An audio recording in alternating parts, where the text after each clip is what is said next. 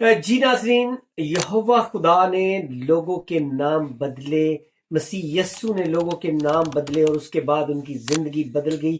آپ کا نام آپ کی زندگی پر اثر انداز ہوتا ہے، لہٰذا نام سوچ سمجھ کر اچھے مطلب والا اور بائبل میں سے اچھے کردار والا نام رکھیں۔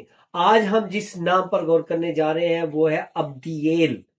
عبدییل ABDEEL، عبدییل معنی ہے اس کے سرونٹ آف گاڈ، خدا کا بندہ، خدا کا خادم۔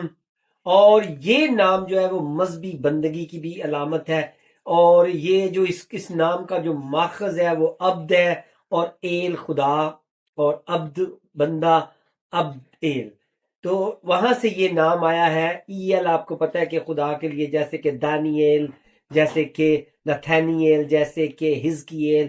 ایل جو ہے وہ عبرانی میں ڈیٹی کے طور پر اپنے ناموں کے ساتھ لگایا جاتا ہے۔ بائبل میں یہ کہاں پر نام آیا ہے؟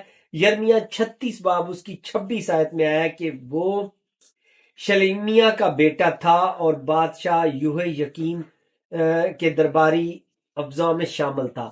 آپ برا کریکٹ نہیں ہے، اس کے بارے میں کوئی نیگیٹو بات بائبل میں نہیں لکھی ہوئی ہے۔